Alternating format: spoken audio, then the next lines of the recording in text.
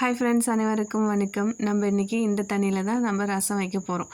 என்ன இது அழுக்காக இருக்குதுன்னு பார்க்காதீங்க. இது கடலை வேக வச்சு அதுலேருந்து வரும்ல அந்த தண்ணி தான். அதை நம்ம கீழே ஊற்றாமல் இந்த மாதிரி யூஸ்ஃபுல்லாக செஞ்சுக்கலாம். அதில் நிறைய பெனிஃபிட்ஸ் சத்துலாம் இருக்குது.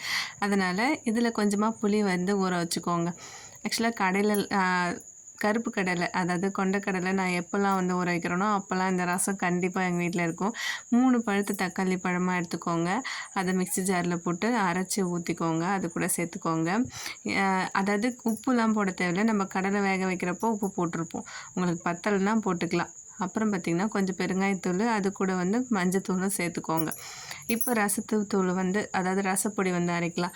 இதில் நெல் சீரகம், அதாவது ஜீரகம், அப்புறம் கொத்தமல்லி, அது கூடவே மிளகு, அதுக்கப்புறம் பார்த்திங்கன்னா 3 வரமிளகாய் சேர்த்துருப்பேன். உங்களுக்கு காரம் வேணும்னா இன்னும் கூட கொஞ்சம் சேர்த்துக்கலாம் கூட. இது 3த்தையும் கொஞ்சம் கொரப்பாக அரைச்சிக்கோங்க. இந்த ஸ்டேஜில் இருக்கும்போது ரசத்தில் போடும்போது சூப்பராக இருக்கும். இந்த மாதிரி கொரப்பாக அரைச்சி எடுத்துக்கோங்க. அதையும் அந்த தண்ணியிலே சேர்த்துக்கோங்க. இதுக்கப்புறம் பார்த்திங்கன்னா பூண்டு, ஒரு 4-5 பல் பூண்டு தட்டி இது கூட சேர்த்துக்கோங்க. அப்புறம் கருவேப்பிலை நிறைய போட்டால் நல்லா தான் இருக்கும். இது எங்கள் தோட்டத்தில் நான் ஃப்ரெஷ்ஷாக எப்பவுமே ரசம் வைக்கிறப்போ ஃப்ரெஷ்ஷாக போட்டால் இன்னும் ஸ்மெல்லு சூப்பராக வரும். அதனால் ஃப்ரெஷ்ஷாக வாஷ் பண்ணி அது கூட சேர்த்துக்கிறேன். இது இப்போ நம்ம கருவேப்பிலையை போட்டுட்டு நல்லா மிக்ஸ் பண்ணி விடணும். நல்லா நோட் பண்ணிக்கோங்க. உப்பு கரெக்டாக இருக்கும். உங்களுக்கு பத்தலைன்னா நீங்கள் சேர்த்துக்கோங்க. ஏன்னா நம்ம வேர்க்கடலை வேக வைக்கிறோம்ல, அதில் உப்பு தண்ணி தான் நம்ம எடுத்து வச்சுருப்போம்.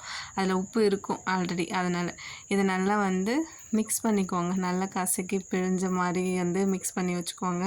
அப்புறம் ஒரு கடாயில் எண்ணெய் ஊற்றி ரசத்துக்கு ஒரு 2 ஸ்பூன் எண்ணெய் ஊற்றினா போதும். அதிகமாக தேவை கிடையாது. கடுகு, காஞ்ச மிளகாய், உளுத்தம்பருப்புலாம் தேவையில்லை.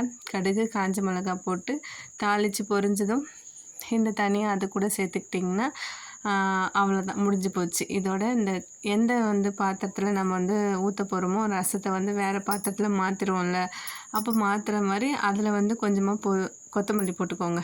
ஏன்னா நம்ம அதில் போடுறதோட இந்த மாதிரி ஃப்ரெஷ்ஷாக போட்டு அது மேலே ரசத்தை ஊற்றுறப்போ ஸ்மெல்லு சூப்பராக இருக்கும். நீங்களும் இந்த மாதிரி கொண்டக்கடலை வேக வைக்கும் போது அந்த தண்ணியை வேஸ்ட் ஆக்காமல் அந்த மாதிரி செஞ்சு பாருங்கள். இதில் சத்தும் நிறையா இருக்குது. இந்த வீடியோ உங்களுக்கு பிடிச்சிருந்தா லைக் பண்ணுங்கள், ஷேர் பண்ணுங்கள், மறக்காமல் சேனலை சப்ஸ்கிரைப் பண்ணிக்கோங்க. தேங்க்யூ. அவ்வளோதான், வீடியோ முடிஞ்சிடுச்சு. டாட்டா.